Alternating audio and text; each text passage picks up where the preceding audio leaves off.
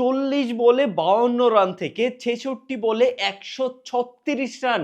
ইংল্যান্ডের captain Harry Brook গতকাল এটা কি দেখাইলো ভাই। শ্রীলঙ্কার বিপক্ষে তৃতীয় ওডিআই ম্যাচে ইংল্যান্ড প্রথমে ব্যাট করতে নেমে 50 ওভারে মাত্র 3 উইকেট হারিয়ে করেন 357 রান, যার মধ্যে জো রুট করেন 108 বলে 111 রান আর হ্যারি ব্রুক করেন 66 বলে 136 রান। আরো ইন্টারেস্টিং বিষয় হচ্ছে ব্রুক তার প্রথম 40 বলে করেন 52 রান আর পরবর্তী 26 বলে করেন 84 রান, অর্থাৎ পরবর্তী 26 বলের প্রতি বলে ব্রুক করেন 3.23 রান করে, তাও আবার ওডিআই ম্যাচে, টি-20 ফরম্যাটও না। ভাবা যায়। এখন একটা মজার বিষয় শুনুন, এই ইংল্যান্ড দলকে আসন্ন টি-20 বিশ্বকাপ 2026 এর সেমিফাইনালিস্ট প্রেডিকশনে রাখে নাই ভারতের গণ্যমান্য ক্রিকেটাররা। যেমন হরভজন সিং এর প্রেডিকশন অনুযায়ী আসন্ন টি-20 বিশ্বকাপের সেমিফাইনালিস্ট হতে পারে ইন্ডিয়া, অস্ট্রেলিয়া, সাউথ আফ্রিকা এবং আফগানিস্তান।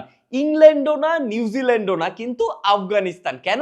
কারণ আফগানিস্তান ইন্ডিয়াকে সারাদিন চাটতেই থাকে। ভারতের আরেক সাবেক খেলোয়াড় ইরফান পাঠানের প্রেডিকশনও সেম, মানে এরা কেউই আসলে ইংল্যান্ড অথবা নিউজিল্যান্ডকে সেমিফাইনালে প্রেডিক্ট করতে না পারলেও আফগানিস্তানকে সেমিফাইনালে ঠিকই প্রেডিক্ট করতে পারতেছে। অথচ এই আফগানিস্তান মাত্র 2-3 মাস আগে বাংলাদেশের কাছে 3-0 তে টি-20 সিরিজ হারছিল। মানে এদের প্রেডিকশন দেখলেও হাসি পায় ভাই।